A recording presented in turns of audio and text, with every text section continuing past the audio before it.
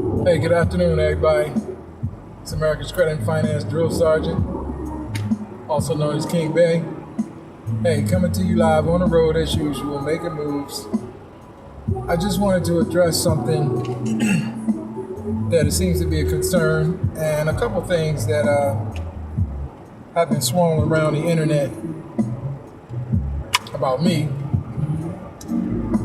First of all, I want to say that the young man I had on the last video, Christian Oriano, the student that I started working with last year, one of the two students I started working with. I worked with many, but they were the two that really stuck with it. And everybody's making a big deal about this business that I helped them start, and there are other people trying to take credit for that. By the way, one of my managers, my supervisors from the after-school program where I teach, that's another story. But in any case, I just want to address the fact that this is nothing new. That I've been doing this for 20 years. When I was a youth minister in D.C., I worked with hustlers and gangbangers and street kids. I was a counselor in an alternative school, actually alternative school teacher, as well as being a basketball coach and a youth counselor and youth advocate. I ran a mentoring ministry. Like, these are things that I've always done. This is nothing new. Years and years ago, I had a young hustler come to me with 3 bank books with a total of about $85,000 in these 3 bank books. And I had a young man's meeting where we were talking about why, as minorities, we spend a lot of money on things that depreciate versus spending our wealth on, real estate and small business. And this young man came to me and he said, "Mr. King, I want you to help me to buy my grandmother a house. You were talking about how we need to own real estate. I want to buy my grandmother a house." And he throws these bank books on the table. And one of them had 40,000, one of them had 20,000, and one of them had like another 20 and change. So meanwhile, I'm looking for the cameras like, and as I continued to talk to this young man, I realized that, he said he had gotten the money from selling CDs, which I knew was a lie. I said, "Look, now you got this money, let's do some good with it." I set up appointments for him with real estate people. I set up appointments with him, for him with money managers, investment advisors, and myself, to try to show him how to move his money around, what to do with his money. I told him he had too much in passbook savings account, which was way over the amount that you should have been put in there, and that he had probably already been flagged by the IRS. But I tried to show him how to put the money into something good, to do something beneficial. I did that with several young hustlers, and some of them listened, some of them didn't. But I've always taken young people and shown them how they can transition their ideas to real legitimate businesses. And let's deal with this thing about ideas right now. Everything you can lay your eyes on in the room that you're sitting in, the light switch, the light bulb, the lampshade, the paper towel, the dishes, the glasses, the drainer, the refrigerator, the stove, the flat screen. Everything you see was an idea in somebody's mind at one point. And there were probably many people that said, "Oh, it'll never happen, it could never be, blah, blah, blah, blah, blah, blah, blah." But now these things exist. Somebody got paid. Somebody took an idea and they took it and they manifested it into the earth realm in real life form. This is what I show young people how to do. Take their ideas.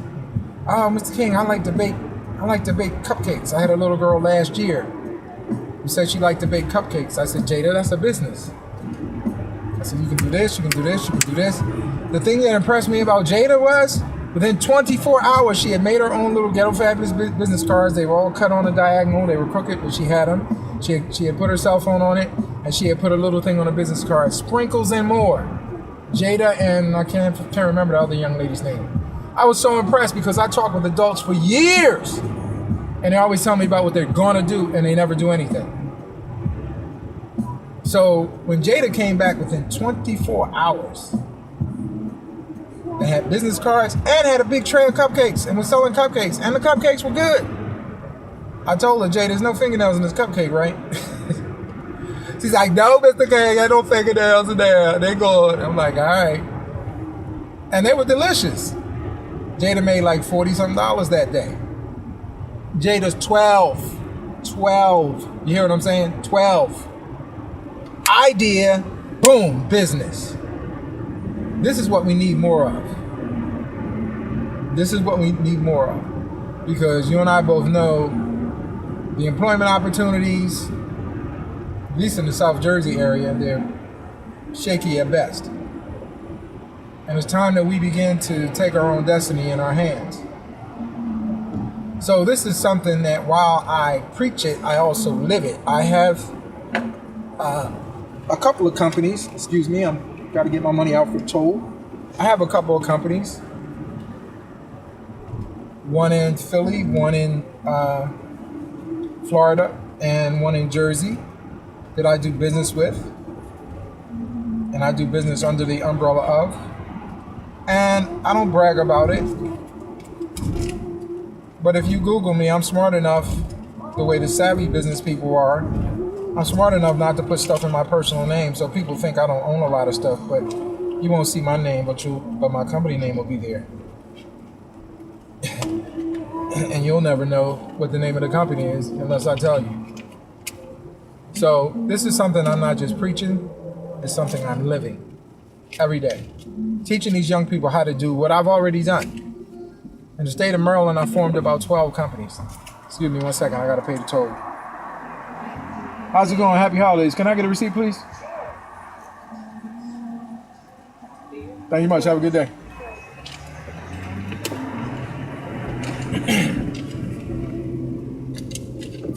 Yeah, in any case, just so you know, this is nothing new. And it's not anything to rave about. It's something that I've always done. And from the age of 12, 11 or 12, I had a little hustle business, cutting grass, and raking leaves, and there's cats that make $100,000 a year now doing landscaping. Something I did when I was a teenager. I didn't do it on that level, but I was doing it. So in any case, I'm just saying to you that I believe the future of our country rests with entrepreneurs. I don't believe it rests with big business or big corporations. I believe the future prosperity of our country lies with small business people that create jobs and opportunity for other people, and people like Jada. And I'm going to try to get with Jada again because Jada fell off. Jada had actually made $40 some in that one day. But Jada's friends convinced her to take them to Wawa and buy them all hoagies. So instead of reinvesting, which is key to entrepreneurs, instead of reinvesting, Jada went and bought hoagies for all her friends. And then she didn't see him again for another week or 2 weeks or whatever. But as soon as Jada had money, Jada had a lot of friends. It's something you got to be careful of. Stick with the people who were with you when you didn't have. Those will be the people that really love you for you, not just for what you have in your pocket. But in any case, Jada was young. She didn't know. So I explained to her, Jada, you have to reinvest. You have to spend part of your profit to reinvest in your company, buy supplies and materials, so that you can bake more cupcakes. And I'm trying to follow up with Jada to really push that idea because she says she likes to watch all the bake shows. She watches Cake Boss, all these different shows.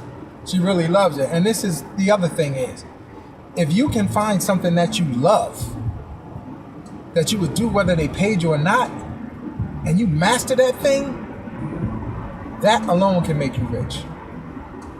Instead of pursuing what your parents say and going to college, studying some stuff you don't even know why you're there, you're kind of, my mom and my father, blah, blah, blah. You're really there wasting their money and your time. But if you find something you love, You'll do it with all your heart, all your soul, and all your mind, with a passion. And guess what? Your passion will come through, because you'll be like a fire that people just want to come and watch you burn, baby. And I met a gentleman at the Stockton groundbreaking when I was introducing Christian around, and this old guy says, hey, he says, you know what? He says, I can see and feel your intensity. He said, you're a pretty intense guy. I said, when I got something I'm focused on, that's very true. He could discern some things that couldn't be seen with the human eye. But in any case, back to small business entrepreneurship, helping children, young people, take their ideas and turn it into a business. Take a concept, write it out on paper, massage it, write a little mini business plan, massage it, look at it from a different angle, Google the different companies that are out there, see what the competition is doing, massage it, look at it under a different light, massage it, manipulate it, turn it around, look at it backwards, frontwards, sideways, polish it a little bit, blow the dust off of it, boom! You're in business, just like that. See, people in our country, they want to make it more difficult than it has to be. They want to make it so deep, dark, and mysterious, like, ooh. And it's really simple.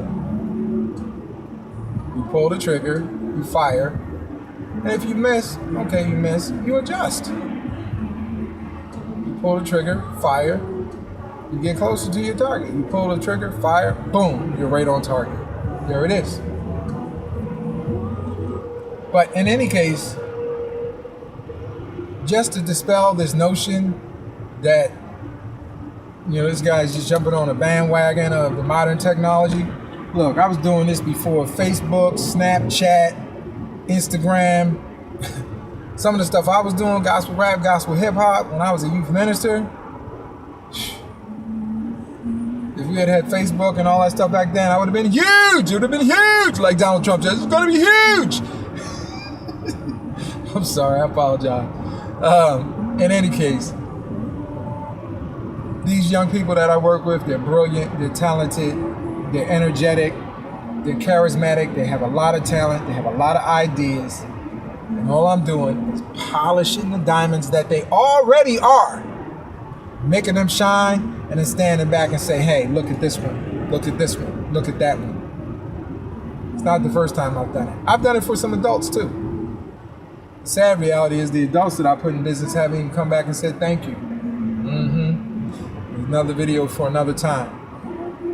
But I want you to understand that one idea can make you rich. One concept, one developmental, concept that you just take it and massage it. I'm working on this book right now. I'm telling you right now, when I release this on the web, it's going to be an ebook. It's going to be insane and take my whole life and my career to a whole nother level. And I've just been slowly, diligently working on it, massaging this idea and this concept, and working on these chapters, one after another, after another, after another. It's going to be absolutely, positively ridiculous. And it's something that is not just limited to people like me. You and anyone else have an opportunity to do it. But see, as we have been conditioned to just go to work and come home and pop a can of beer on Fridays and TGIF, and oh man, this is Monday, and then just go back to work. No. In that downtime, you got to be planning your work and working your plan. You got to be working on your dreams and schemes, your ideas, your concepts. You got to constantly be polishing them, looking at them, observing them, looking at your competition, studying your craft. Like really, just hammering away at it. Like, they always say the old saying, it takes 20 years to become an overnight success. Anyone that has ever achieved anything of any magnitude will tell you they went through hell on the way. See, everybody wants the benefit, but nobody wants to go through the hell. But see, it's the hell that makes you stronger. It's the fire that that forges you and make you like tempered steel, where you become undefeatable, like indomitable. You become just, your mindset becomes so strong that you just won't be denied. And people that don't go through that training, the least little, hurdle they hit, or the least little problem they hit, I gotta go through all that. I don't know. I think we should just go to the happy hour and just, for real? Nah. Anything that's worth something is worth fighting for, it's worth working for, it's worth sweating for. But when you get through the sweat and the pain and you get to the other side, oh my goodness. The glory that you're gonna see, the joy that you're gonna feel. I'm doing 80 and these people are passing me like I'm standing still. Maybe I need to speed up a little bit. This lady in a silver Corvette just passing me, an old lady. Like, damn, grandma making me look bad in a 760. Like, what the heck? In any case, look, I'm just here to tell you that your dreams can become reality, and your ideas. You got $1 million in your brain right now. What the are you doing with it is the question. What are you doing with it? You know you've been working on that idea forever. You've been thinking about it, talking about it, and your friend. And see, the thing is, you got these small-minded friends that tell you, oh, that'll never work. It'll never work or whatever. And you're listening to these dodo brains. Stop listening to knucklehead, dodo brain, mindless people who've never had a business. People don't own anything. They never made any investments. They never went through the blood, the sweat, and the tears of starting a business. They never had an LLC, don't know how to get a tax ID number, don't know what it is to pay corporate taxes, don't know how to develop business credit. What? Yeah. Business credit is another video for another time. Whoa. That one right there, like Cat Williams said, this shit right here, nigga, that stuff I gave you last week, it's nothing, nigga, it's nothing. This shit right here, business credit, this shit right here. I'm sorry. You can tell I work with kids, man. I'm sorry. I just zone out periodically. But in any case, look, one idea can make you rich. You know what the idea is. I don't know what it is, but you know, and God knows. And you spoke it, so it went from your mouth to God's ears. Like, what's the problem? Like, come on, let's go get it. Let's go get it. Like you said in the Marine Corps, sound off. Right. Right up. Sometimes you got to get motivated. Motive, got a lot of motivation. Sometimes, look, the Bible says that David had to encourage himself. When he was down and he was out and he didn't know which way to turn, and it was one of those situations where he was gonna like kill or be killed. He said he had to encourage himself. So sometimes you gotta motivate yourself when nobody else is cheering for you. You gotta pick up your own pom-poms and do the damn thing. You gotta believe in yourself when nobody else believes in you. And I'm gonna tell you something. You should never underestimate a man who overestimates himself. I always overestimate myself. I always try stuff that is just on the borderline of what I can't do. Sometimes it's way over the borderline, but I'll try it anyway. And guess what? Shazam! Sometimes it works. Shazam! What if I had never tried it? It's like when I sit down and I meet with people about small business concepts and taking an idea and making it into a reality and building it.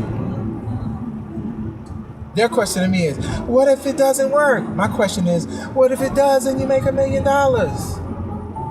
Or even if you make $500,000? It's more than that little minus $79 that you got in your bank book right now.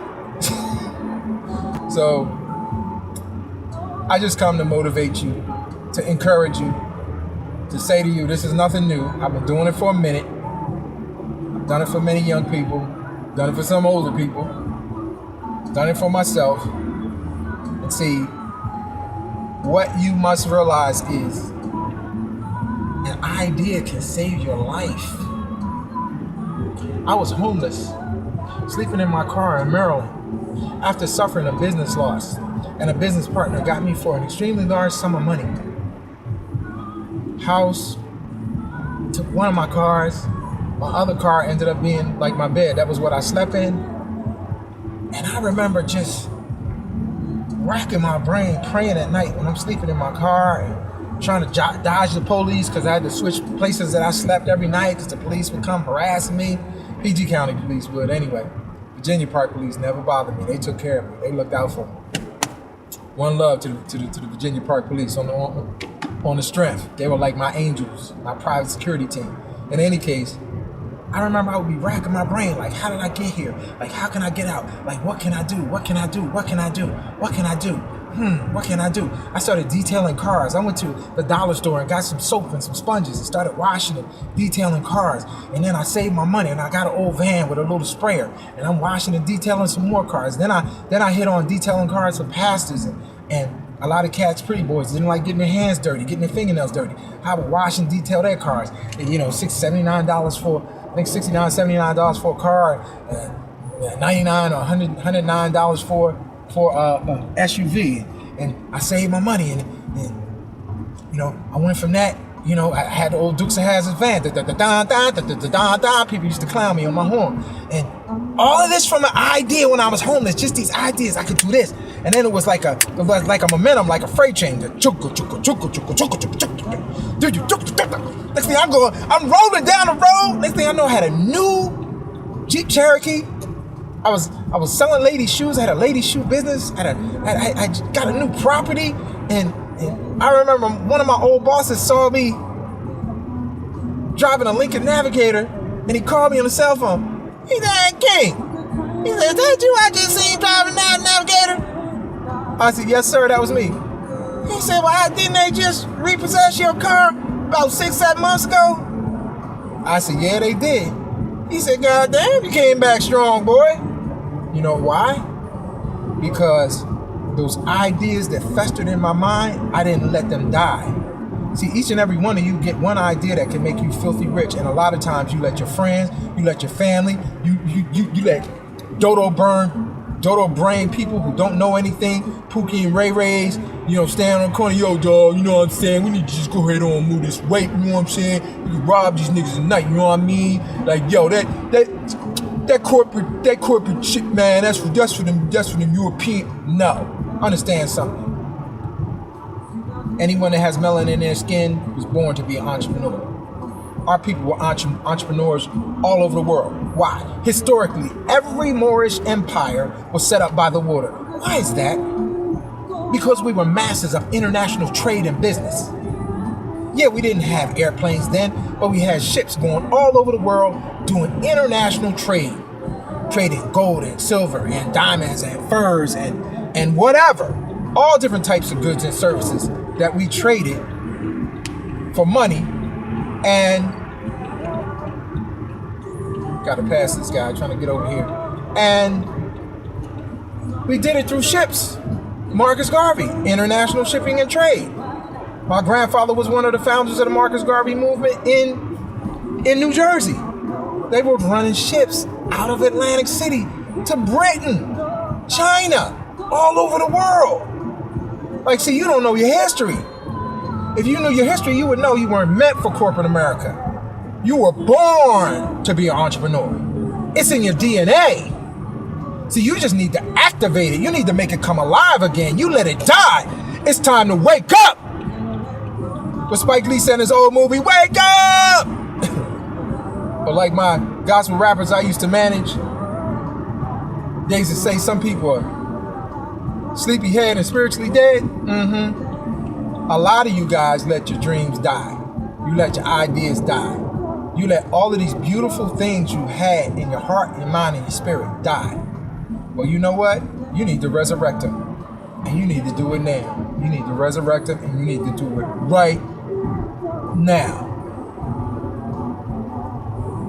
Like my grandfather used to always say, come now! That's what they talking about, Bahamas, man. And the Jamaica, the Irish boys. Irish boy, what you gonna do, man? You sitting on the toilet, man. You gonna poop? Or you gonna get off the pot, boy? What you gonna do? Your toilet paper right there.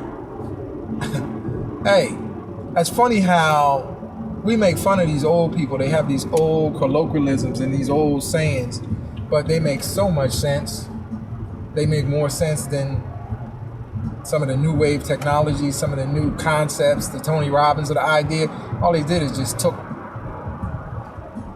a lot of concepts that our elders used and massaged them, and they sell them. Tony Robbins' 12 rules to success. No disrespect on Tony Robbins, but I'm gonna tell you something. I challenge Dave Ramsey, Susie Orman, any of those other financial experts, Jim Cramer, all of them, these guys that wrote these books on credit, I challenge all of them to a knowledge showdown with no notes. And we'll see what they really know in their brains about finances and credit and money and small business. Because Susie Orman will tell you when she started selling stocks, they never taught her about stocks. They just taught her about sales. And they know she was a pretty young girl, blonde at the time, and older white men would listen to her. I mean, let's just keep it real. Oh, you remind me of my daughter. I mean, that was like the accepted, everybody would listen, right? But she didn't really have a knowledge of finances. And she said she would call all her people saying, oh, I got a hot tip. But she would call them all, telling all of them the same hot tip. So they were all buying the same stocks. It wasn't a hot tip. It was a sales hype. Worked, she made a lot of money. She learned stock trading later on by default after doing it for years and years and years. But for many people, she wasn't really giving them anything of any benefit. So I challenge all those guys to their knowledge on investing and real estate and contracts and law and credit. Because I personally have moved several $1 million of derogatory items from individuals' credit. Stop foreclosures, and even in my own life, I have to clean up my own credit after my dad's credit file was merged with mine illegally. Statute of limitations on fraud is perpetual, and I'm thinking about filing a lawsuit, a multi-million-dollar lawsuit for the hell that I went through. The hell actually taught me a lot, and I actually learned a lot in my study, but I went through hell, man, because they merged my name with my father's name illegally. And they were coming after me for his debt. Yeah, you heard it here first. But in any case, look, I talk way too much. I'm almost back in Philly now. Road is a little bit smoother up here because they paved it, thank God. But just want you guys to remember only one idea. It only takes one idea, and it can make you crazy, ridiculous, wealthy. Blah, blah, blah, blah, blah. Anyway, it's Rough Rev, America's Credit and Finance Drill Sergeant, also known as King-Bey, signing off. Hey, remember, there's nothing wrong with having nice material things. Just don't let the material things have you. Okay? Just don't let them have you. See, the Bible says that we're supposed to be in charge of these things. These things are not supposed to be in charge of us. It says that we're supposed to be managing them. They are not supposed to be managing us. So remember, nothing wrong with having nice things. Just don't let the nice things have you. And don't worship them. Like, I got a nice car, but I don't worship it. It's a vehicle. I thank God for it, but it's just a vehicle. Anyway, peace in the Middle East, people. One love. It's King-Bey signing off. Wishing you love, peace, wealth, abundance. Do it right now, damn it. Get it done. That one idea, go for it, man. Go for it. Okay, if it fails, so what? Try it a different way. All right, come in the back door. Okay, do like the people in the Bible. Cut a hole in the roof and come down through the roof. Make it happen, man. Peace.